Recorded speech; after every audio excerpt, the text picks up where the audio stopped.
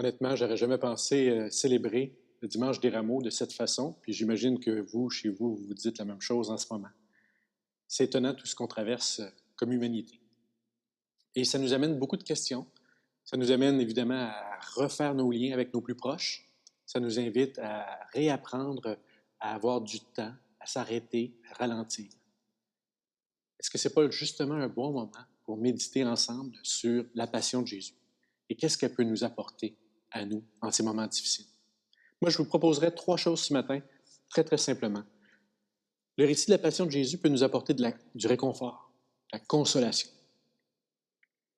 Il va nous inviter aussi à une nouvelle forme de compassion nouvelle pour ceux qui sont souffrants. Et ça va nous apporter une considération qui va nous ouvrir sur la capacité d'être dans l'espérance. Premièrement, une consolation. Évidemment, quand arrivent les épreuves dans le monde, les épidémies, les pandémies, la souffrance, la maladie, la mort, nous, les modernes, rapidement, on se pose des questions. Pourquoi? Pourquoi ça arrive tout ça? Qu'est-ce que tu fais, Seigneur? Où es-tu? Où es-tu pendant que des gens souffrent? Où es-tu pendant que les familles sont à l'épreuve? Où es-tu pendant que l'économie, le chômage et tout soudainement cet appauvrissement collectif qu'on vit? Que fais-tu? Où es-tu? Et on a vu sur les réseaux sociaux plein de manifestations. Les gens veulent se tourner vers Dieu pour trouver du soutien. On voudrait des miracles, on voudrait toutes sortes de choses. Quoi qu'il en soit, l'épreuve nous amène à nous tourner vers Dieu et à nous poser des questions. Dieu, on le voit dans le récit de la Passion, à travers la manière dont Jésus agit. C'est surprenant, mais Dieu ne répond pas tant que ça. J'aimerais ça, moi, avoir ce matin des réponses toutes faites pour vous, en vous disant, voici, Dieu va faire ci, Dieu va faire ça, et tout va bien aller. En fait, je suis dans la foi, comme vous, mais je n'ai pas de certitude. Je ne peux pas entrer dans une espèce de pensée magique. La foi, elle se vit à travers un paradoxe, un défi incroyable qui est le mystère de la souffrance et de la mort. Moi, je pense que Jésus, honnêtement, on le voit dans le récit, là, il aurait peut-être préféré un autre chemin. Il aurait peut-être préféré que de ne pas avoir à vivre cette passion que nous venons de proclamer. Je pense qu'on est tous d'accord qu'on aimerait mieux ne pas avoir à vivre tout ce qu'on traverse ces jours-ci. On serait pas mal plus content de profiter du beau temps, du printemps, puis de vivre. Mais là, on est prisonnier dans nos appartements et nos maisons. Non, la réalité nous bouleverse, nous surprend. Alors, Dieu ne donne pas de réponse comme explication à tout ce qu'on traverse. Tu sais, des fois, je trouve qu'on demande à Dieu des choses. Bon, on a le droit, là, c'est bien correct. Mais il ne va pas se plier à nous expliquer comme si tout était explicable. Non. C'est quoi la réponse de Dieu? La réponse de Dieu, on vient de l'entendre. C'est que Dieu souffre avec nous en son Fils Jésus. La réponse de la Bible, de la parole de Dieu, de la révélation de notre Dieu d'amour, c'est que notre Dieu n'est pas un spectateur. Il est avec nous. Alors toi qui vis en ce moment de l'angoisse, toi qui es tout seul chez toi, toi qui es bouleversé, bien, Jésus est avec toi. Regarde, lui aussi a connu de l'angoisse. Lui aussi a connu de l'épreuve.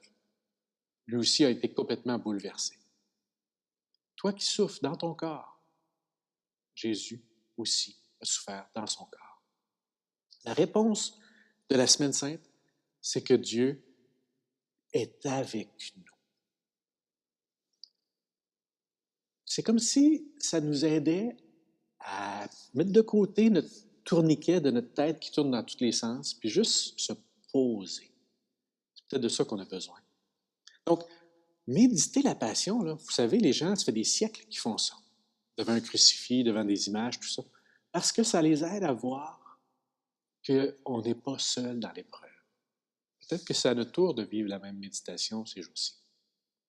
Donc, moi, je crois que la consolation va nous venir de la présence de Dieu qui souffre comme nous, avec nous.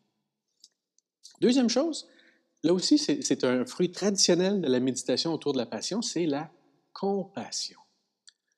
Remarquez tous les personnages dans le récit. Chacun agit différemment envers Jésus. Moi, je pense à Simon de Cyrène, dont on vient d'entendre parler. Simon, il reçoit la croix sans l'avoir cherché, mais de toute façon, il va aider Jésus. Il va porter la croix.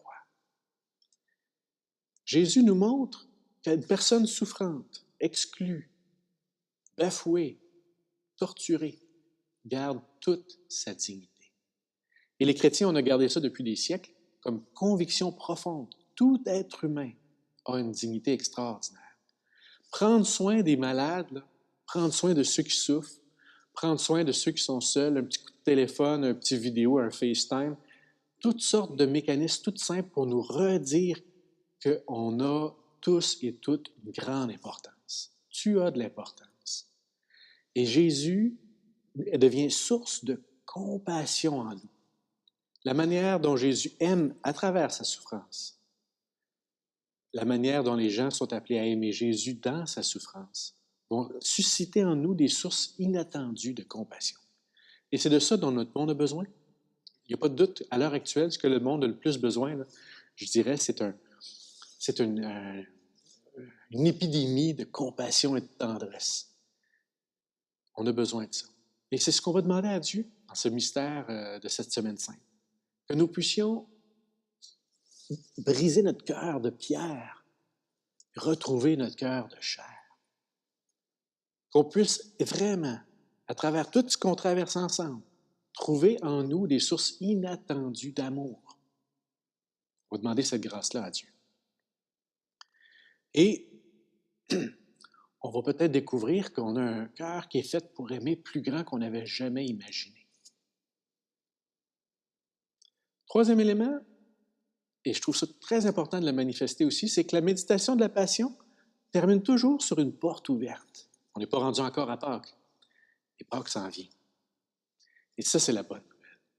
C'est que les croyants, nous sommes assurés que la mort, que la souffrance est passagère et que la vie et que le bonheur sera éternel. L'épreuve du coronavirus ne durera pas éternellement.